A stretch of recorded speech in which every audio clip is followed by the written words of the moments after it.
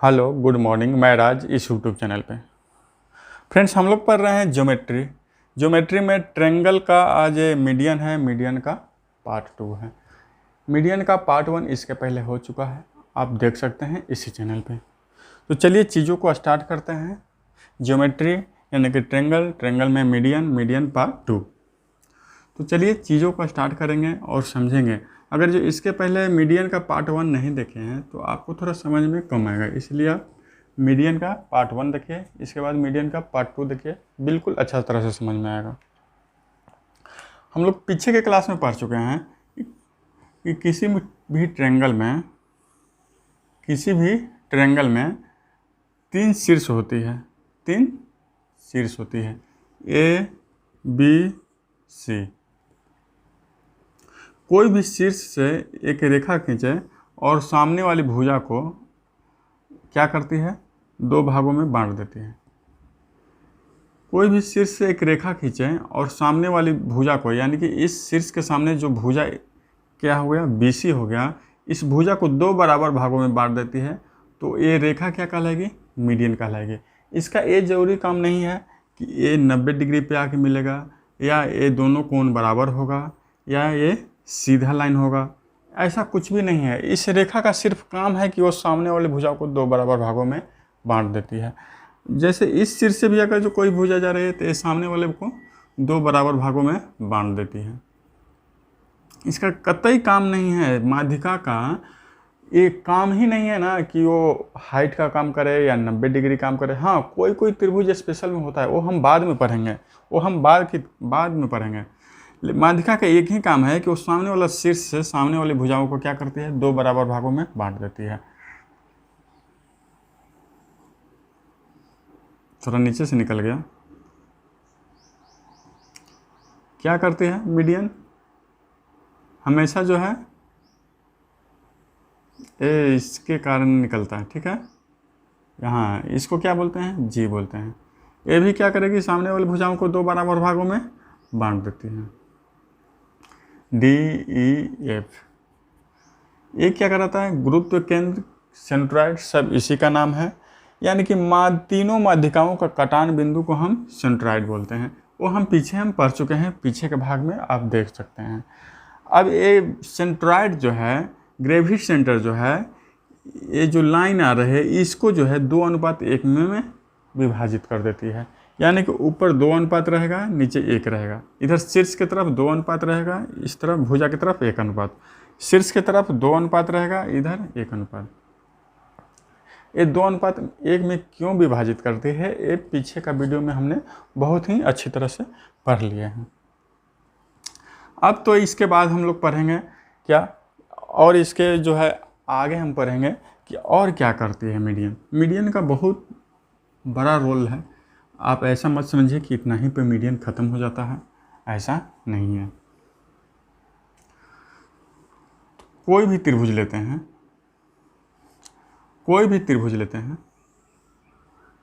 त्रिभुज ले लिए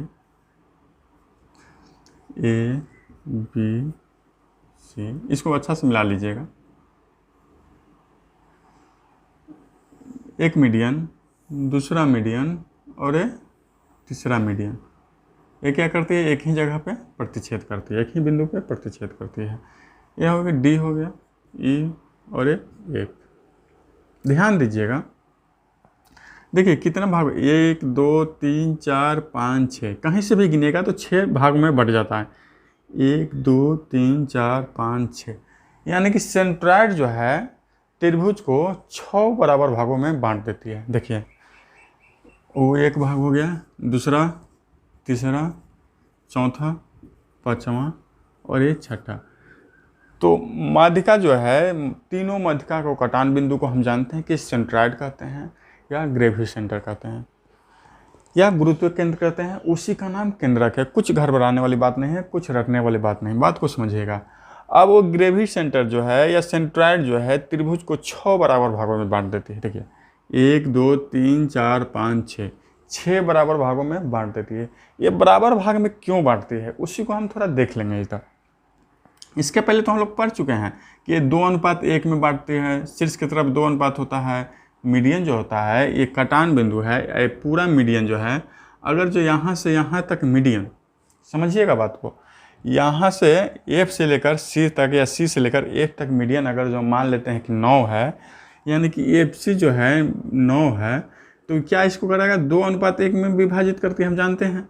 तो 2:1 में विभाजित करेगी तो सी से लेकर के केंद्र तक क्या होता है 2 अनुपात में होता है, और केंद्र से इधर 1 अनुपात में होता है। तो बात को समझिएगा, ये अनुपात 2 और 1 होता है, लेकिन अगर जो इसको बांटेंगे ना तो ये 9 पूरा है, तो 9 को 2:3 में 1 में बांटेंगे तो इधर का 6 हो जाता है, इधर का 3 हो जाता है। ऐसा नहीं लिखना है कि पूरा 2:1 होगा, 2:1 होगा, अनुपात में तो 2:1 होगा, लेकिन अगर जो भुजा बांटेंगे तो सब अलग अलग हो जाएगा। देखिए क्यों, अगर जो यहाँ से यहाँ मान लेते हैं कि बी और ई क्या है 15 है, बी और ई क्या है 15 है, तो इसको 2:1 में बांटेंगे तो इधर का 10 हो जाएगा और इधर का 5 हो जाएगा। अब देखिए ये 6 है, ये 10 है, ये 3 है, सब अलग अलग हो गया।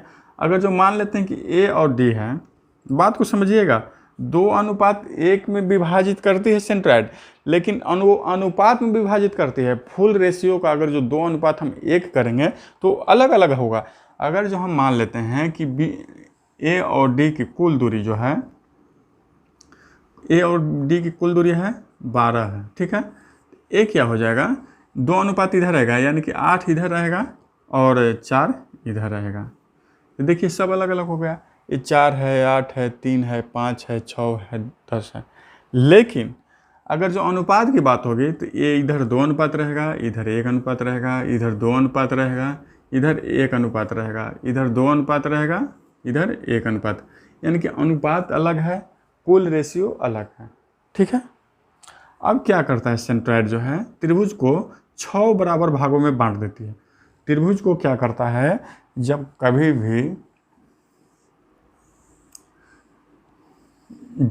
भी मीडियन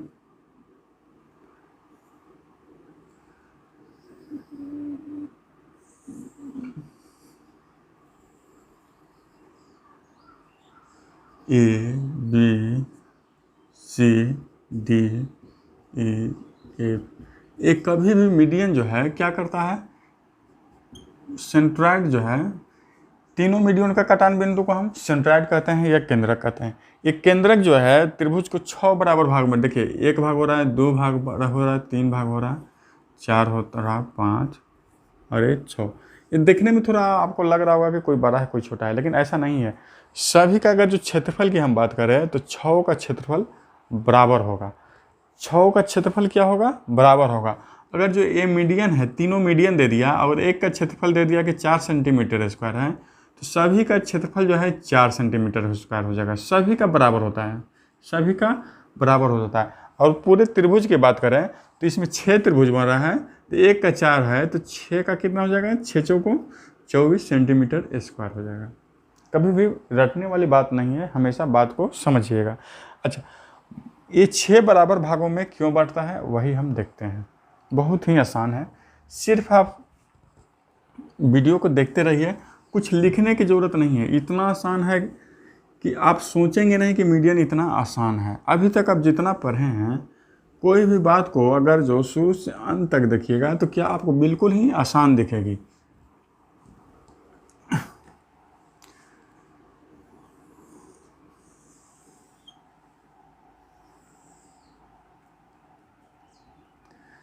ए बी सी, बात को समझिएगा। ए मीडियन आया, ए से डी तक ये मीडियन आया। मीडियन का काम ही है कि वो आधा आधा बांट देता है बराबर अनुपात में, माने कि एक इधर रहेगा तो एक इधर भी रहेगा। मीडियन क्या करता है कि सामने वाले भुजों को बराबर भागों में बांट देती है, यानी कि आधा इधर और आधा इधर, एक इधर है तो एक इधर ही होगा, यानी कि आधा आधा होगा। कोई माने कि डिफरेंट नहीं होगा कि उधर 2 होगा तो उधर 4 होगा। बात को समझिएगा, इधर भी 1 होगा तो इधर भी 1 होगा। दूसरी बात, अगर जो 20 से हम मीडियन डालते हैं, 20 मीडियन डालते हैं तो इसको क्या बोलते हैं हम लोग, सेंट्राइड बोलते हैं या ग्रेवी सेंटर, कुछ भी कर लीजिए, आपकी मर्जी है। अब ग्रेवी सेंटर जो है क्या करता है, ग्रेवी सेंटर क्या करता है, अब तो आप जानते हैं कि जो ए और डी मीडियन है, शीर्ष से अगर जो भुजा की ओर आ रही है तो क्या करता है ये क्या करता है, इधर का 2 अनुपात कर देता है, इधर का 1 अनुपात कर देता है। यानी कि इसको हम थोड़ा देर के लिए मिटा दें, इसको हम थोड़ा देर के लिए हम मिटा दें, तो त्रिभुज, अगर जो इस तरफ के त्रिभुज को हम देख रहे हैं अभी, ए बी डी, इतना ही त्रिभुज को देख रहे हैं, तो पहले तो ए मीडियन ए डी आया था, पहले का मीडियन ए डी आया था, तो ये क्या किया था, आधा क्षेत्रफल इधर कर दिया था, आधा क्षेत्रफल इधर कर दिया था। क्यों कर दिया था, क्योंकि बी और सी जो है, डी जो है बीचों बीच मिलने के कारण क्या होता है, आधा त्रिभुज, पूरे त्रिभुज का आधार इस तरफ आधा हो जाता है, आधा इस तरफ होता है, तो आधा क्षेत्रफल इस तरफ हो जाएगा और आधा क्षेत्रफल उस तरफ हो जाएगा। बात को समझिएगा। लेकिन अब बी और जी जैसे ही हम मीडियन को डालते हैं, तो ये मीडियन क्या करता है, ए और डी भुजा को क्या करता है, 2 भागों में बांट देती है। एक भाग हो गया ए से जी तक और दूसरा भाग हो गया जी से डी तक। तो बात को यही समझना है, क्या समझना है कि गुरुत्व केंद्र या सेंट्रॉइड क्या करती है कि इधर का 2 अनुपात कर देता है, इधर का 1 अनुपात कर देता है। तो इधर क्या करेगा, 2 अनुपात कर देता है और इधर 1 अनुपात कर, इधर का 1 अनुपात है, इधर का 2 अनुपात है। तो बात को समझिएगा। अगर जो इधर का हम थोड़ा सा लाइन मिटा के देखते हैं, इधर का हम लाइन मिटा के देखते हैं, तो त्रिभुज जी बी और डी की बात करें, तो इसका अगर जो 1 अनुपात है, देखिए इसका 1 अनुपात इधर लिख देते हैं ताकि आपको दिखाई दे। तो इधर 1 अनुपात है, तो आधार का जो जी से डी तक 1 अनुपात है, तो इसका क्षेत्रफल भी 1 ही अनुपात में रहेगा, ठीक है। लेकिन जी और ए तक बात करें तो इसका 2 अनुपात होता है। अच्छा, ये 2 क्यों हो रहा है, 1 हो रहा है, पता क्या है ना, क्योंकि ग्रेविटी सेंटर जो है माध्यिका को 2 भागों में बांट देती है। ये इधर शीर्ष की तरफ 2 अनुपात होता है और ये भुजा की तरफ 1 अनुपात होता है। ये पहले का वीडियो में हमने बहुत ही अच्छी तरह से पढ़ा था। तो इधर का अगर जो 2 अनुपात है ए और जी तक, तो इधर का क्षेत्रफल भी क्या होगा, 2 अनुपात में रहेगा। अब बात करें, इसको मिला देते हैं, थोड़ा इसको मिला देते हैं। अब बात करें सी से जी तक, कोई मीडियन डाल रहे हैं, ये मीडियन क्या करेगी, यहाँ से यहाँ तक आएगी, इस भुजा पर आएगी। लेकिन बात इस भुजा तक नहीं, बात यहीं तक अभी करते हैं, बाद में उसको हम आगे तक बढ़ाएंगे। तो सी और जी को हम क्या किए, सेंट्रॉइड, ये मीडियन है, देखिए ये इधर नहीं निकल के जाएगी, यहाँ पे ये मीडियन है, ये भी मीडियन है, ये भी मीडियन है। अब घबराने की बात नहीं है कि इसको आधा ही हम पार रहे हैं, इसको हम बाद में मिलाएंगे ताकि आपको समझ में अच्छा है। सी से जी को मिलाया, जी से आगे ई जाएगा, एफ तक जाएगा, ठीक है, ये इधर है, आप घबराइएगा नहीं, ये भी मीडियन है, जो बी से ई जाएगा और सी से एफ जाएगा। बात को समझना क्या है कि अगर जो हम इसको भी मिलाते हैं, थोड़ा देर के लिए इधर का हम मिटा देते हैं, देखिए इधर का हम मिटा देते हैं, तो हम त्रिभुज बन गया, देखिए A D G, A D C. इस त्रिभुज में हम क्या देख रहे हैं कि अगर जो इसका आधार हम ई मान रहे हैं, ए डी माने, तो इधर के लिए भी 1 अनुपात हो गया आधार, और इस तरफ का त्रिभुज का 2 अनुपात हो गया ना, ए से जी तक 2 अनुपात है इधर के लिए, और इस एरिया के लिए 1 अनुपात है। तो आधार 1 अनुपात है, तो इसका क्षेत्रफल भी 1 ही अनुपात रहेगा। और अगर इस त्रिभुज की बात करें, तो इसका आधार अगर जो ए और जी हम मान लें कुछ देर के लिए, तो इसका भी अगर जो आधार 2 अनुपात है, तो इसका क्षेत्रफल जो है 2 अनुपात में रहेगा। बात को आप समझिएगा। अब देखिए आधा काम हो गया है, आधा बाकी है, इसको मिला देते हैं, इसको भी मिला देते हैं। अब इसका क्षेत्रफल, इस त्रिभुज का क्षेत्रफल देखिए 1 अनुपात है, इस त्रिभुज का क्षेत्रफल 1 अनुपात है, इस त्रिभुज का क्षेत्रफल 2 अनुपात है, इस त्रिभुज का क्षेत्रफल 2 अनुपात है। अब क्या करते हैं, जैसे ही हम जी से मीडियन मिलाते हैं ई तक, ये मीडियन को हम मिलाए, ये मीडियन को हम मिला दिए, तो क्या करता है, अगर जो इस त्रिभुज की हम देख रहे थे तो 2 अनुपात था, लेकिन ये मीडियन जैसे ही त्रिभुज पर मिला के मिलती है, तो इसका आधार क्या करता है, आधा इधर बांट देता है, आधा इधर बांट देता है। अगर जो पूरे का क्षेत्रफल 2 है और आधार आधा इधर हो गया, आधार इधर, आधा इधर हो गया, आधा उधर, आधा उधर क्यों हो गया, क्योंकि मीडियन का काम ही है कि सामने वाले भुजा को क्या करता है, 2 बराबर भागों में बांट देता है। यानी कि आधा भुजा इधर हो गया, आधा भुजा इधर हो गया, तो ये पूरे का क्षेत्रफल 2 अनुपात था, अब इसका क्षेत्रफल कितना, 1 अनुपात हो जाएगा, 1 इधर और 1 इधर। एक इधर हो जाएगा, एक इधर हो जाएगा। देखिए ये दो लाइन पे जो भी है, दो लाइन जो भी है, ये अनुपात है, इसका क्षेत्रफल आ रहा है। अब हम इस त्रिभुज की भी बात बोल रहे थे, इसका भी 2 अनुपात का है, इसका भी पूरा का 2 अनुपात का क्षेत्रफल है। अगर जो ये मीडियन जैसे ही जी से मीडियन के जैसे ही एफ को मिलती है तो क्या करेगा, इसको भी क्या करेगा, आधा इधर आधा इधर। यानी कि अगर जो 2 त्रिभुज है, ये पूरा त्रिभुज है, इसको अगर जो मिलाने से 2 त्रिभुज बन गया तो क्या करता है, आधा आधार इधर आ जाएगा, आधा आधार इधर आ जाएगा। तो इसका भी क्षेत्रफल जो है आधा इधर हो जाएगा, आधा इधर हो जाएगा। यानी कि 2 था तो एक इधर एक इधर हो जाएगा। तो हम देखते क्या हैं कि अब हम अनुपात को पूरा को मिटा देते हैं। अनुपात थोड़ा देर के लिए हम मिटा देते हैं, छोड़ दीजिए, इसको मत देखिए। तो क्या कर देखते हैं कि 1 2 3 4 5 6, यानी कि 6 बराबर भागों में क्या करता है, बांट देती है। सेंट्राइड क्या करता है, त्रिभुज को 6 बराबर भागों में बांट दे रहा है ना। देखिए एक ये हो गया, दूसरा, तीसरा, चौथा, पाँचवा, छठा। ये अलग है, ये अनुपात में बांट रहा था वो, जो हमको समझाने के लिए आपको लागू किया। तो आपको ये क्यों आता है वो ध्यान नहीं रखना है, बस ध्यान आपको परीक्षा में यही रखना है कि सेंट्रॉइड जो है या केंद्रक जो है त्रिभुज को 6 बराबर भागों में बांट देती है। अगला क्वेश्चन देखते हैं। इसी से रिलेटेड एक और क्वेश्चन आता है। ये तो 6 बराबर भागों में बांट देता है, लेकिन कभी भी मीडियन क्या करता है, कभी भी मीडियन क्या करता है कि अगर इधर से मीडियन डाल रहे हैं तो बीच पॉइंट में मिलेगा, इधर से मीडियन डाल रहे हैं तो ए बी सी, बी से हम मीडियन कोई डालें तो ए सी पे, तो क्या करता है, बीच में मिलती है।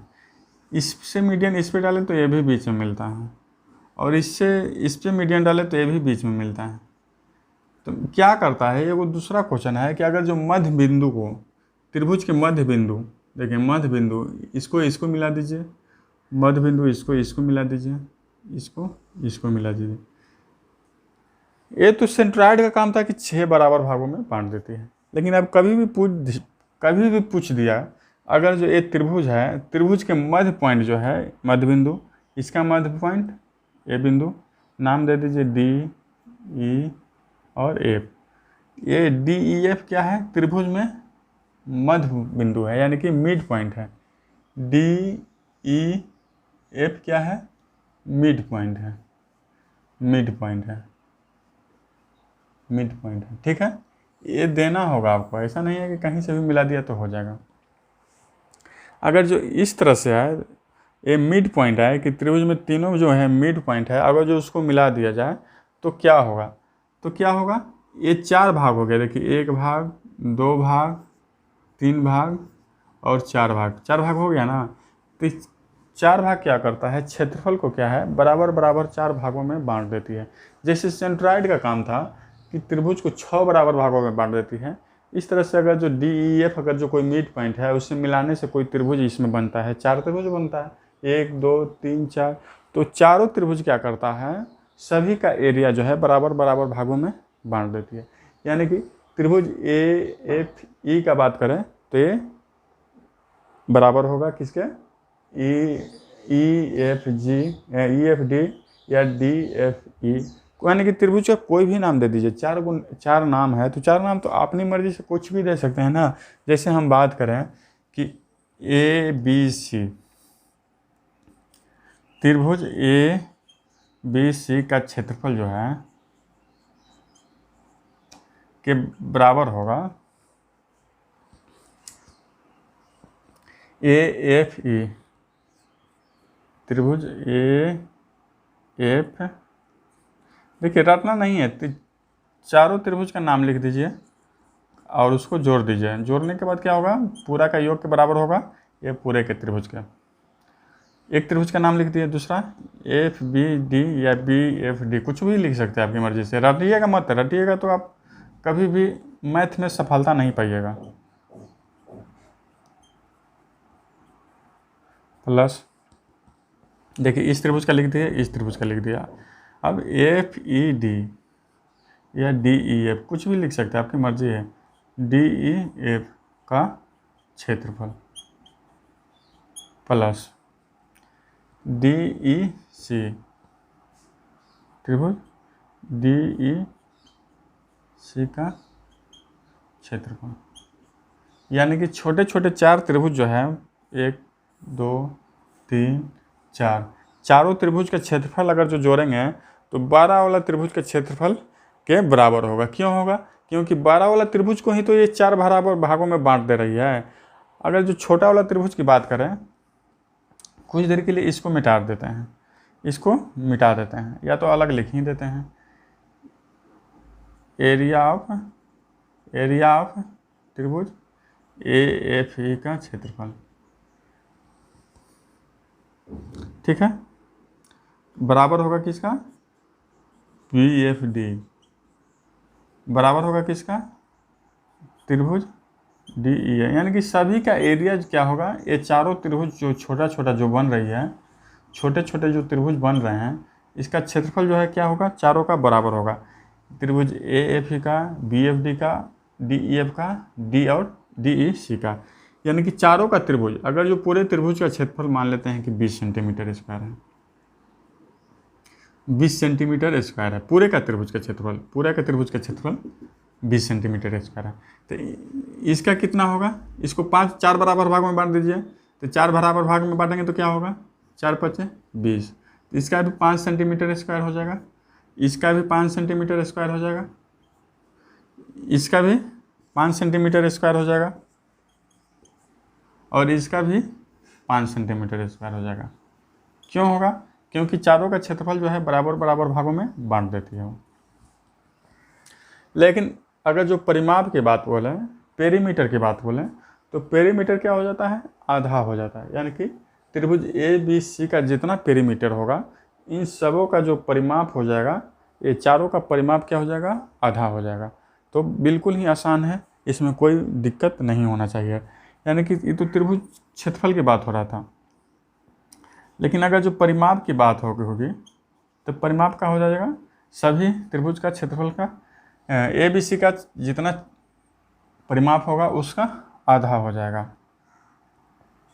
त्रिभुज ABC का परिमाप का आधा हो जाएगा, जितना ABC का परिमाप होगा उसका आधा हो जाएगा। कितना? सभी का, इसका चारों त्रिभुज का परिमाप आधा के बराबर होगा। अब त्रिभुज AFE का परिमाप क्या हो जाएगा? आधा हो जाएगा, लेकिन क्षेत्रफल क्या हो जाएगा? 1/4 हो जाता है। किसका? पूरे त्रिभुज का क्षेत्रफल का 1/4। अगर जो पूरा 20 है तो पूरा 5 5 5 5, पूरा 100 है तो 25 25 25 25, पूरा क्या है 400 है तो इसका 100 100 100 100, यानी कि बराबर भागों में बांट देती है। बराबर क्या हो जाएगा? त्रिभुज BFD का परिमाप बराबर कितना हो जाएगा? त्रिभुज DEF का परिमाप बराबर कितना हो जाएगा? त्रिभुज DEC का परिमाप क्या हो जाएगा? 12 वाला त्रिभुज में जो 4 त्रिभुज बन रहे हैं, 12 वाला त्रिभुज में जो 4 त्रिभुज बन रहे हैं उसका आधा हो जाता है। क्यों होता है वही हम लोग देखेंगे, क्योंकि आप अगर जो क्यों होता है, कैसे होता है, अगर जो आप लोग पढ़ लिए तो क्या होता है आपके लिए वो जो है आसान हो जाती है। क्षेत्रफल तो देख रहे हैं कि अगर जो पूरा का कितना है 20 है तो सभी का 5 5 हो गया, लेकिन परिमाप क्यों हो जाता है वैसा? हम थोड़ा सा इसका रीजन देख लेते हैं। रीजन देख लेने के बाद क्या होता है, कोई भी आप जो है कंफर्म हो जाता है कि हाँ ऐसा ही होगा। नहीं तो आपको क्या है लगेगा कि रटना पड़ रहा है, हमको समझ में नहीं आएगा कि क्यों हो गया। तो रीजन क्या है?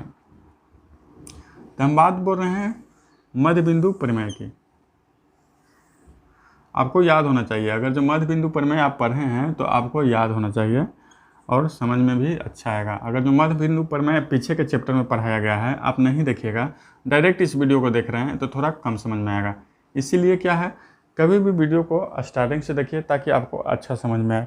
अब मध्य बिंदु क्या करती है, अगर जो मान लेते हैं कि AB भुजा है और AC भुजा है, इसका मिड पॉइंट इधर है, इसका मिड पॉइंट इधर है, तो ये जो भुजा मिलाएंगे हम तो क्या होगा, मध्य बिंदु प्रमेय में हम लोग पढ़ा चुके हैं या हम लोग पढ़ चुके हैं कि कभी भी मिड पॉइंट से जो रेखा खींचते हैं तो इसके ये समानांतर होती है और आधा होती है। यानी कि अगर जो पूरे BC जो अगर जो पूरा जो लेंथ जो है BC की टोटल लंबाई जो है मान लेते हैं कि 10 है, तो क्या होगा, ये 10 के तो समानांतर होगा, यानी कि भुजा के तो समानांतर होगा ही, लेकिन इसके आधा होगा, इसके आधा होगा, यानी कि कितना हो जाएगा, 5 हो जाएगा।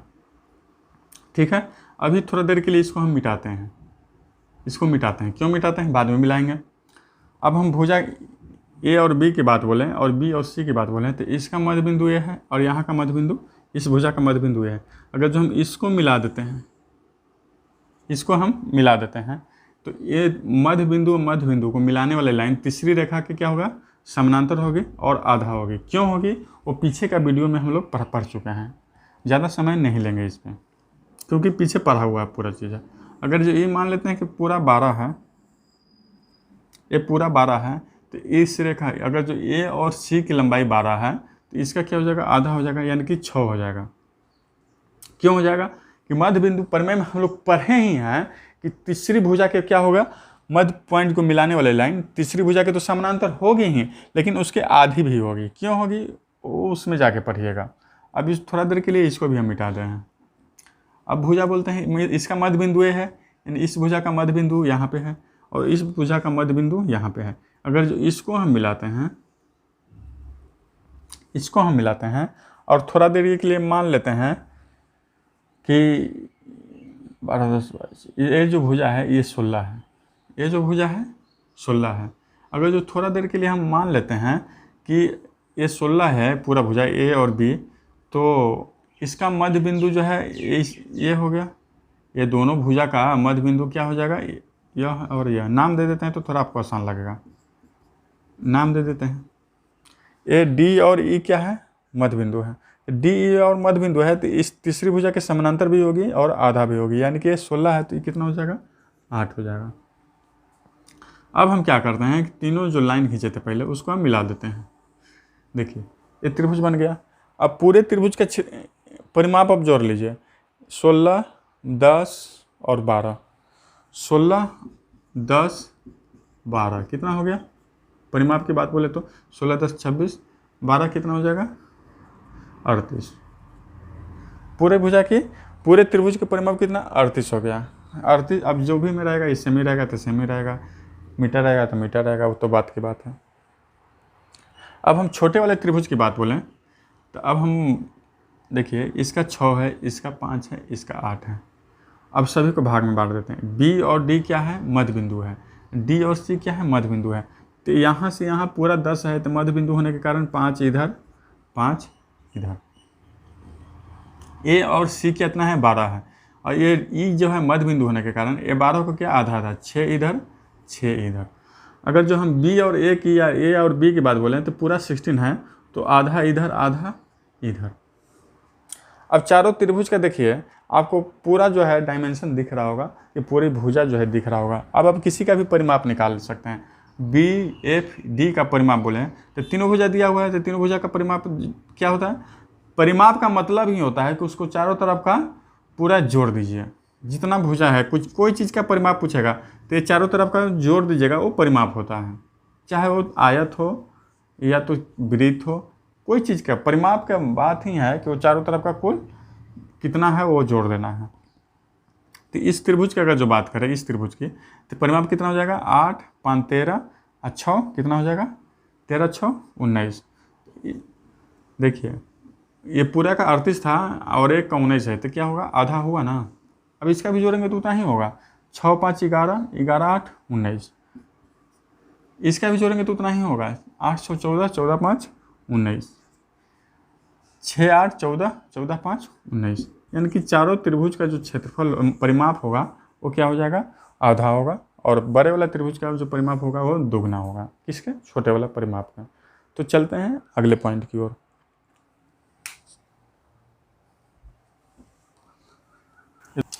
चलिए अगले पॉइंट में हम लोग पढ़ेंगे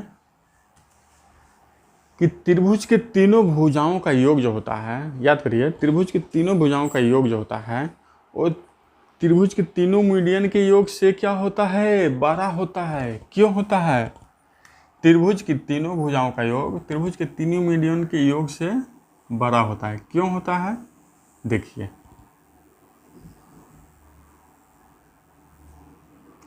ए बी सी,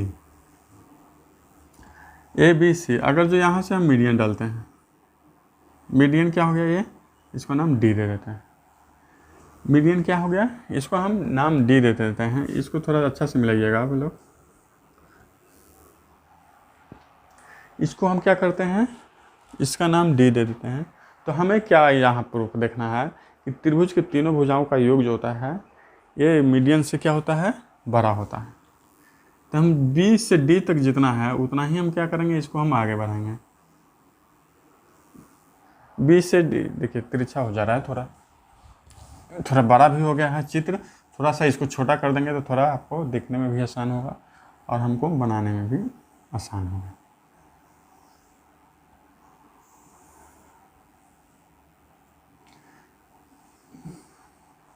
डी है, ए बी सी, ए से डी जितना है उतना ही क्या करेंगे हम, तिरछा हो रहा है ना,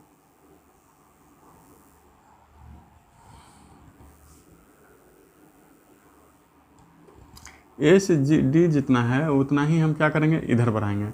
यानी कि ए से डी तक जितनी लंबाई है, डी से हम यहाँ कोई पॉइंट पी मान लें, दोनों का लंबाई क्या होना चाहिए, सेम होना चाहिए। ए से डी जितना है, जितना ए से डी मीडियन है उतना ही हम बढ़ाएं डी से पी तक। ध्यान से देखिएगा, बिल्कुल ही आसान है। और क्या करें, जब पी को मिलाए तो यहाँ से क्या करते हैं, थोड़ा इसको हम मिला देते हैं, पी को सी से मिला देते हैं, पी को हम सी से मिला देते हैं। तो बात को समझिएगा, ए डी जो है पी तक हम, ए डी को क्या करें, पी तक हम मिलाए हैं, बढ़ाए हैं। यानी कि ए डी बराबर कितना है, डी पी है। लिख लीजिए, ए डी बराबर क्या है, ए डी बराबर क्या है, डी पी है। ए डी बराबर डी पी, क्यों, क्योंकि डी से हम पी तक बढ़ाने के बाद, डी से पी तक बढ़ाया, डी से पी तक बढ़ाया, डी से पी तक बढ़ाया, और उतना ही बढ़ाया कि जितना कि ए से डी है, जितना इसका लंबाई है उतना ही हम इधर का लंबाई जो है बढ़ा दिए।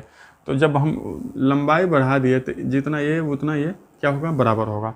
क्योंकि ए डी जो है जितना हम था उतना ही हम डी से पी तक हम लाइन को लाए हैं। बात को समझिएगा थोड़ा। बी सी पे क्या है, डी जो है, ए डी जो है क्या है, मीडियन है। मीडियन होने के कारण क्या होता है, आधा इधर आधा इधर। देखिए, मीडियन होने के कारण ही है कि आधा इधर इधर।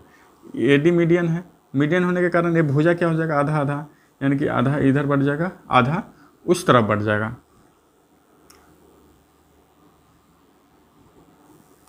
अब देखिए क्या हो रहा है, यह भुजा और यह भुजा बराबर, यह भुजा और यह भुजा बराबर, यानी कि दो त्रिभुज बन रहा है। एक इधर का त्रिभुज बन रहा है ना, और एक इधर का त्रिभुज। ये दोनों त्रिभुज में क्या हो रहा है, ये दोनों त्रिभुज में हम रिलेशन बनाएं तो क्या हो रहा है, इस भुजा के बराबर होगा, यह भुजा जो है यह भुजा के बराबर होगा, और यह कोण जो है यह कोण के बराबर होगा। क्यों होगा, ये कोण जो है शीर्षाभिमुख कोण है। ये भुजा जो है मीडियन होने के कारण दोनों बराबर है। ये भुजा हम ए से डी तक जितना मीडियन था उतना ही हम डी से पी तक बढ़ाएं, इसके कारण ये बराबर है। तो हम अभी आप लोग को हम पढ़ाए नहीं है, ये सर्वांगसम का क्वेश्चन है। सर्वांगसम में क्या कहता है कि किसी दो त्रिभुज की बात हो रही है, और दो त्रिभुज की अगर जो दो भुजा यानी कि दो संगत भुजा बराबर, ये दो संगत भुजा बराबर और एक कोण भी बराबर हो, तो क्या उसको कहते हैं, एक आंतरिक कोण बराबर हो। ये कोण जो है आंतरिक कोण कहलाता है। एक कोण और दो भुजा बराबर होता है तो वो त्रिभुज आपस में क्या होता है, सर्वांगसम होते हैं। जब त्रिभुज आपस में सर्वांगसम होगा तो इस त्रिभुज की और इस त्रिभुज की सब कुछ बराबर हो जाता है। ये दोनों त्रिभुज की बात बोले तो ये दोनों त्रिभुज की सब कुछ बराबर हो जाएगा। कुछ सोचने वाली बात नहीं, उसका क्षेत्रफल बराबर होगा, उसका परिमाप बराबर होगा, यानी कि उसमें जो कुछ भी दो त्रिभुज की बात हो पूरा का पूरा बराबर हो जाता है। ये सर्वांगसम क्यों होगा, क्योंकि ए डी जो है डी पी तक है, बराबर है। बी डी जो है डी सी के बराबर है, क्यों है, ये दोनों मीडियन है। एक कोण जो है शीर्षाभिमुख कोण है, क्योंकि दो लाइन क्रॉस करता है तो ये आपस आमने सामने का कोण जो है शीर्षाभिमुख कोण कहलाते हैं, इसके कारण ये दोनों कोण बराबर हो जाता है।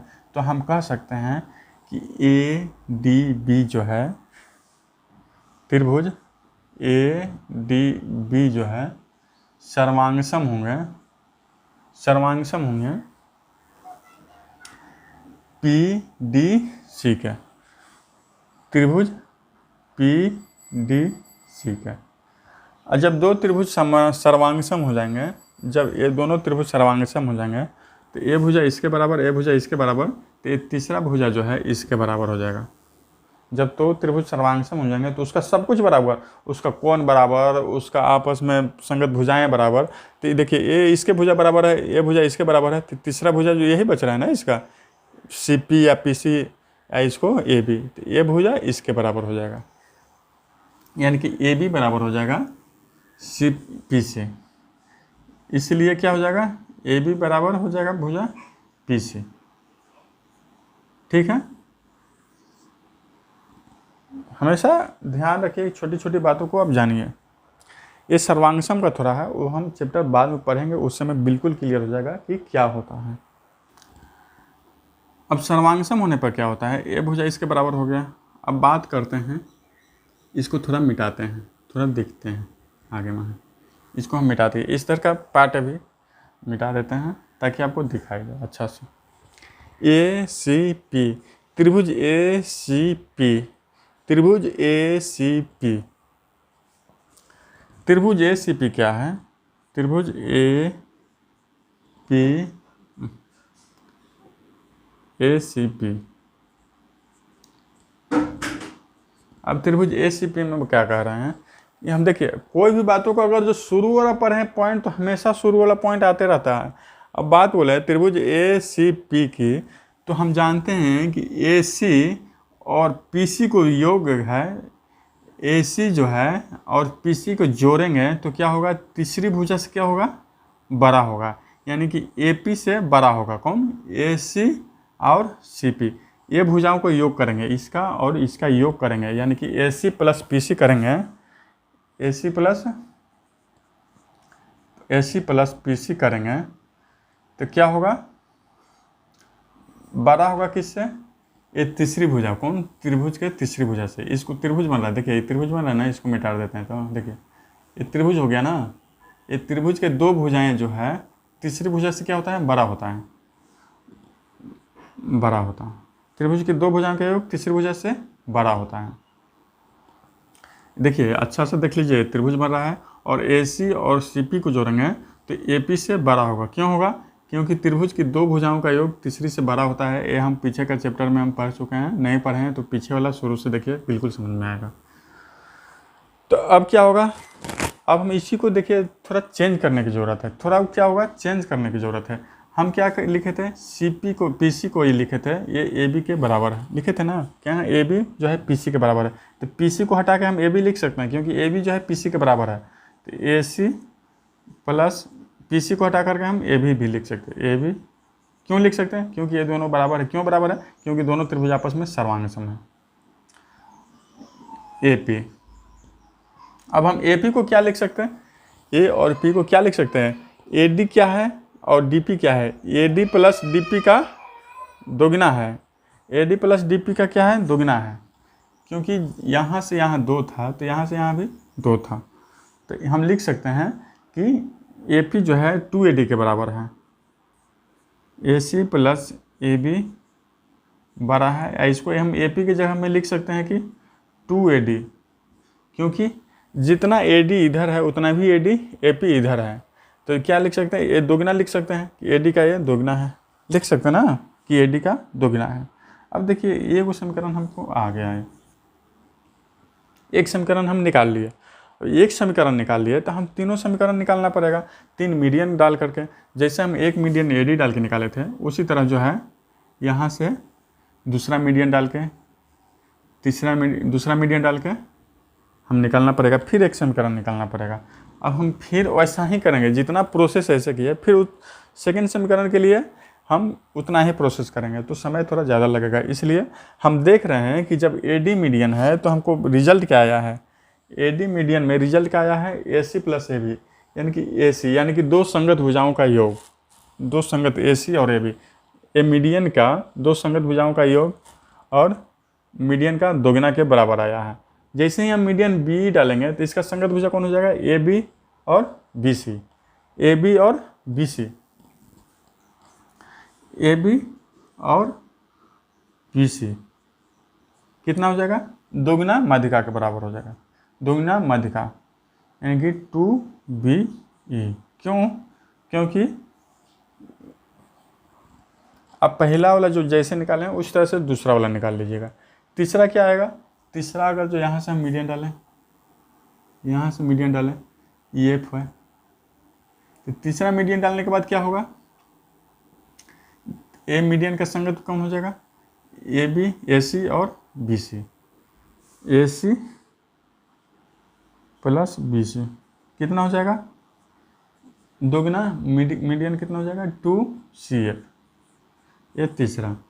देखिए पहला समीकरण तो हम बहुत ही लॉन्ग से बताए, दूसरा कैसे आया ये इसी पे आधारित है। आप निकालिएगा तो निकल जाएगा, तीनों निकालना बोले तो तीनों में फिर उतना ही लॉस, उतना ही समय का लॉस है, तो ज़्यादा समय नहीं लेंगे। ये दूसरा समीकरण इसी तरह से आएगा, तीसरा भी इसी तरह से आएगा जैसे ही पहला आया। अब तीनों समीकरण को क्या करेंगे, जोड़ देंगे, तीनों को क्या करेंगे, ऐड कर देंगे यानी कि जोड़ देंगे। तीनों को जोड़ने के बाद देखिए क्या होता है, देखिए ये तीनों समीकरण जो है यहाँ से नीचे है, फर्स्ट सेकंड थर्ड, AC भी 2 बार आया है, AB भी 2 बार आया है, BC भी 2 बार आया है, 2 बार 2 बार 2 बार, तीनों ये तीनों जो है 2 बार आया है, यानी कि 2 बार AB आया है, 2 बार AC आया है, 2 बार BC आया है। बड़ा होगा किससे, ये भी 2 बार, 2 AD 2 BE 2 CF, ये अलग है, ये अलग है, 2 AD है ना, AD BE और 2 CF। अब इसमें भी 2 सब में है, 2 कॉमन हो जाएगा, 2 इसमें दोनों में 2 कॉमन है, 2 कॉमन हो जाएगा, ले लेंगे, AB plus AC plus BC बड़ा होगा,